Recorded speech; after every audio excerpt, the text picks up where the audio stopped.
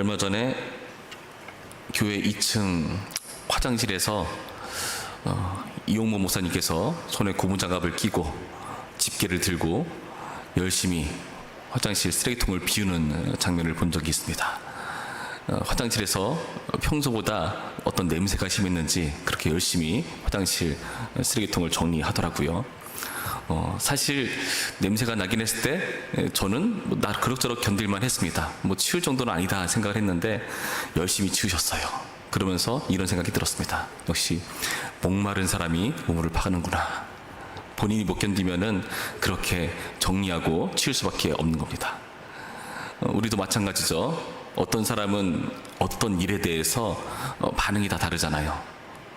유독 본인이 민감한 부위가 있습니다. 그래서 그 부분에 있어서 왜 다른 사람은 저게 안 보이지? 나는 잘 보이는데 하면서 그거를 결국에 하잖아요.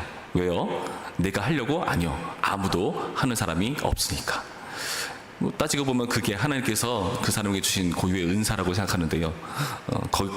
그 분야에 대한 더 깊은 사랑과 애정이 있기 때문에 보이는 것 아니겠습니까? 그런 식으로 항상 느끼는 사람이, 그 필요성을 감각하는 사람이 그 처리를 하게 되어 있는 법입니다. 오늘 본문도 보시면 그런 비슷한 부분이 있습니다. 지금 야곱은 어떤 일을 벌이고 있는가? 우물 아귀에 돌을 옮기는 일을 벌이고 있습니다. 지금 이렇게 말하고 있거든요. 7절 말씀 보실까요? 7절 말씀 보시면은 이렇게 되어 있습니다. 야곱이 이르되 해가 아직 높은즉 가축 모일 때가 아니니 양에게 물을 먹이고 가서 풀을 뜯게 하라.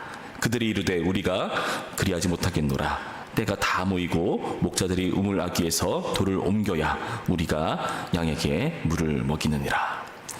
지금 야곱은 외삼촌 라반에게 가는 길에 있어서 동방 사람의 땅에 이릅니다. 그곳에서 우물을 발견하죠. 그리고 그 우물에서 지금 양떼에게 물을 먹여야 되는 상황에 직면한 사람들을 발견합니다. 그러면서 그들에게 물을 먹여야 된다 지금 말하고 있어요. 그런데 지금 이들은 뭐라 말하죠? 그리하지 못한다. 왜일까요? 그에 대한 설명을 목자들이 우물아귀에서 돌을 옮겨야 우리가 양에게 물을 먹이느니라.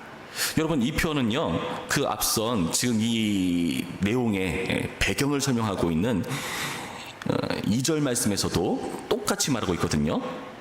2절 뒷부분 보시면은 이는 목자들이 그 우물에서 양떼에게 물을 먹임이라 큰 돌로 우물아귀를 덮었다가 모든 때가 모이면 그들이 우물아귀에서 돌을 옮기고 그 양떼에게 물을 먹이고는 우물아귀 그 자리에 다시 그 돌을 덮더라.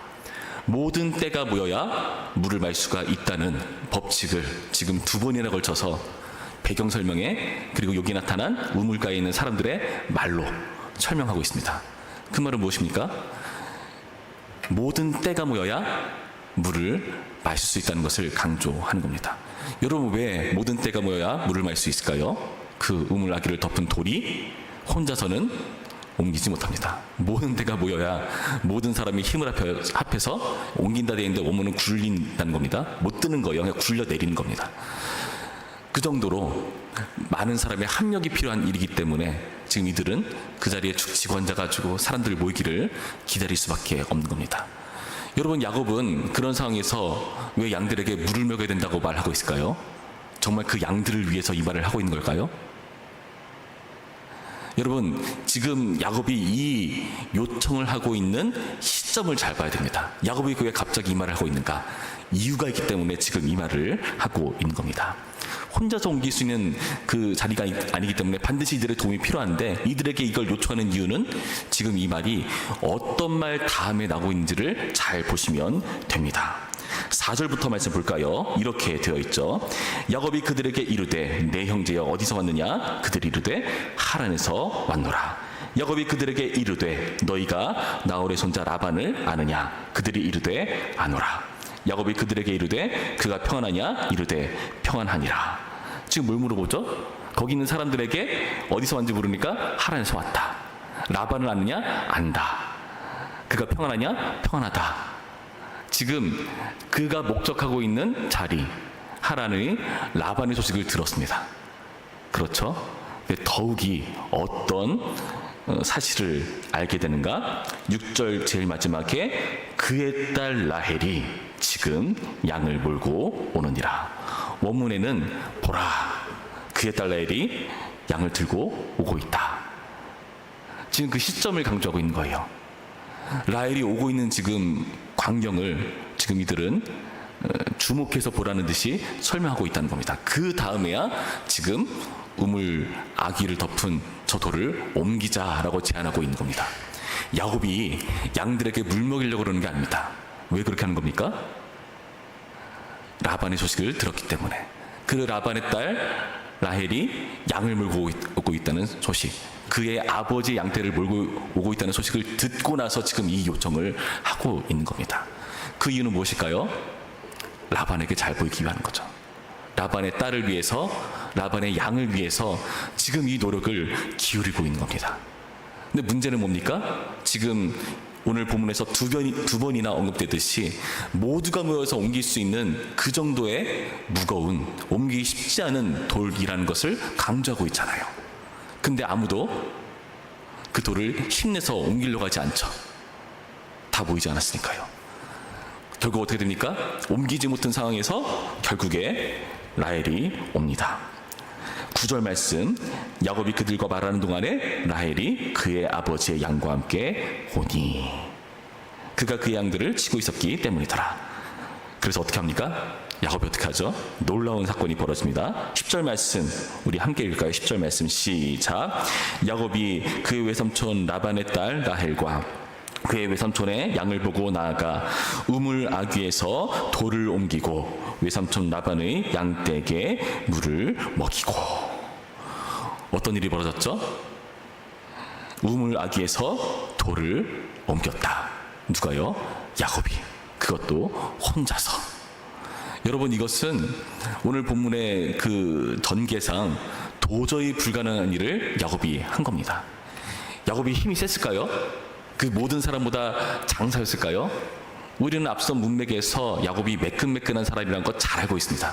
집에서 있던 사람이에요. 그런 사람이 혼자서 이 우물 아귀에 돌을 옮긴다? 불가능한 일입니다. 그런데 그것을 무엇이 가능하게 했습니까?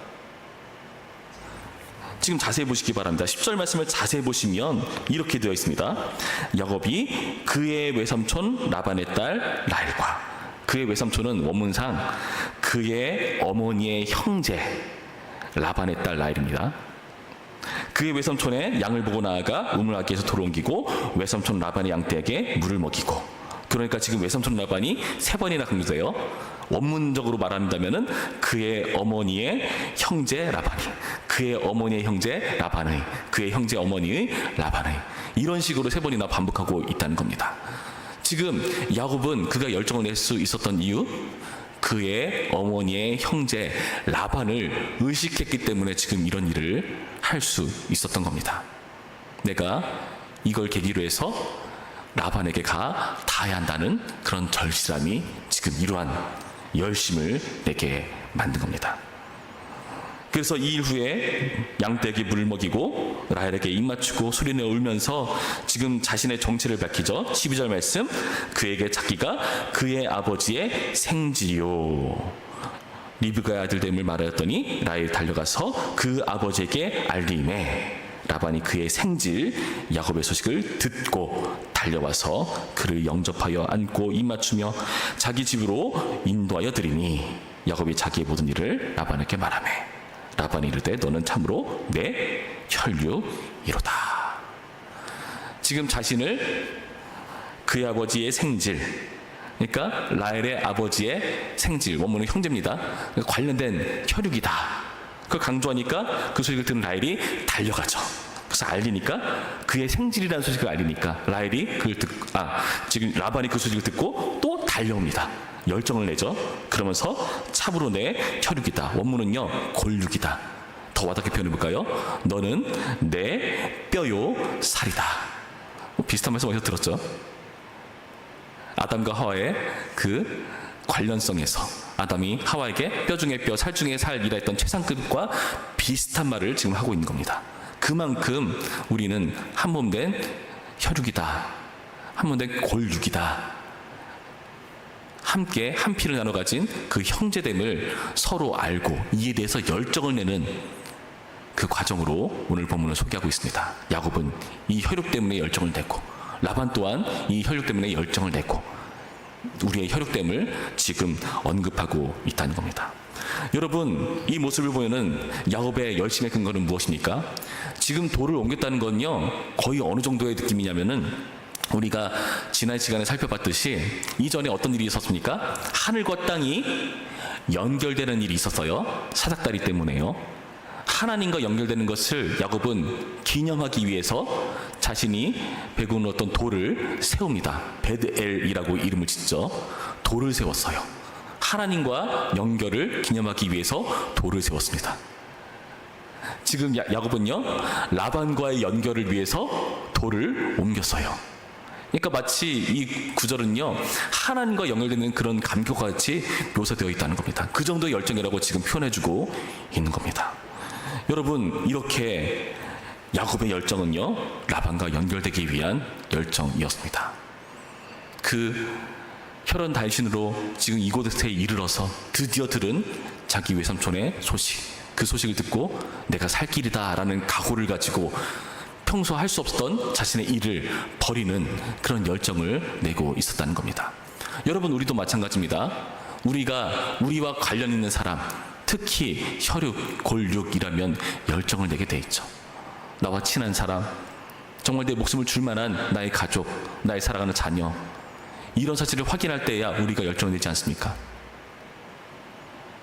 오늘 본문에서 보여주듯이 그 열정의 근거는 이러한 혈연 관계라는 것을 보여주고 있는 겁니다. 그런데 여러분, 잘 보시기 바랍니다. 오늘 본문에서 이러한 야곱의 열정, 그리고 그에 대해 화답하듯 라반의 열정도 보여주지만 진정한 열정을 보여주는 분이 또 한 분 계십니다. 이름이 거론되진 않아요. 그러나 우리는 오늘 본문에서 하나님의 열정을 봅니다. 하나님께서 어떤 일을 하시는가 볼까요? 지금 보시면 2절 말씀에 본즉 하고 시작하잖아요. 본즉. 이것은 의도적인 겁니다. 주목하라는 뜻이에요. 보라라는 뜻으로 원문에 나와 있습니다. 보라 하면서 우물을 보여주고 있는 겁니다. 그러면서 지금 6절 말씀 보시면은 그의 딸 라헬이 지금 양을 물고 오느니라. 제가 뭐라 그랬죠 아까? 보라, 그의 딸 라헬이 양을 물고 오느니라가 원문이라고 소개합니다.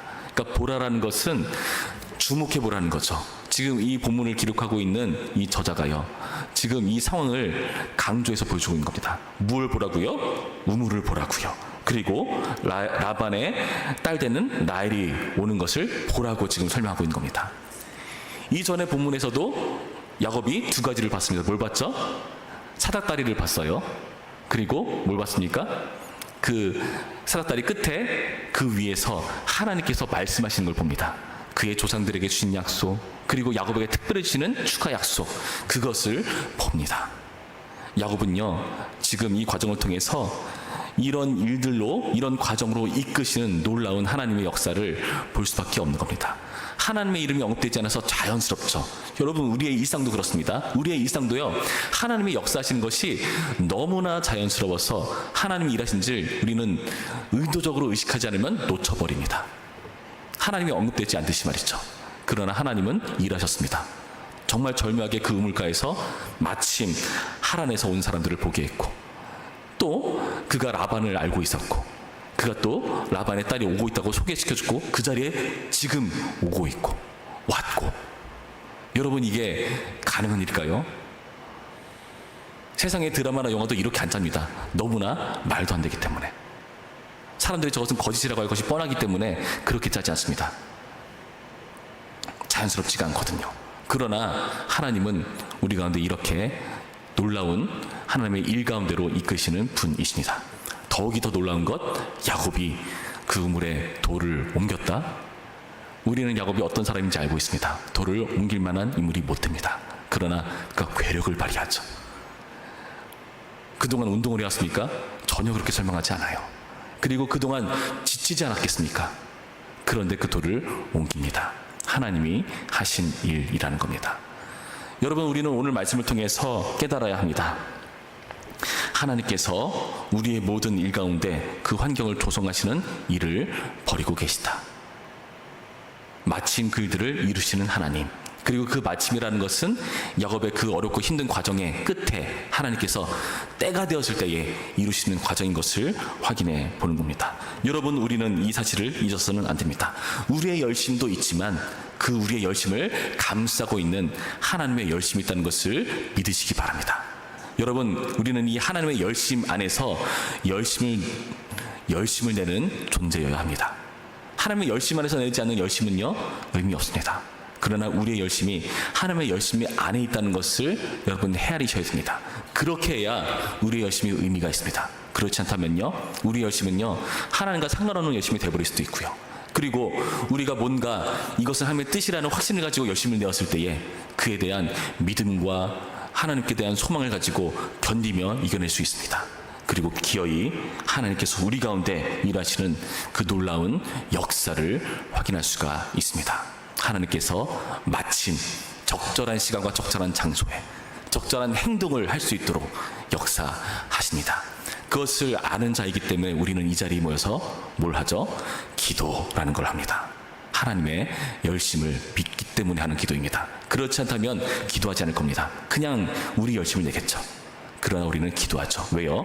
하나님, 부디 내가 내야 되는 이 열심이 하나님 열심 안에 속한 것을 확인하고 싶습니다. 내가 내는 이 열심이 하나님의 열심이 없다면 의미가 없습니다. 이것을 아는 자이기 때문에 우리가 이 자리에서 기도하는 겁니다. 이러한 인식으로 함께 기도하는 오늘의 말씀기를 주님의 이름으로 축원합니다. 기도하겠습니다. 참 좋으신 하나님, 감사합니다. 오늘의 말씀을 통해서 하나님께서 우리 가운데 열심을 가지고 함께하고 계시다는 사실을 믿게 하여 주시니 감사드립니다.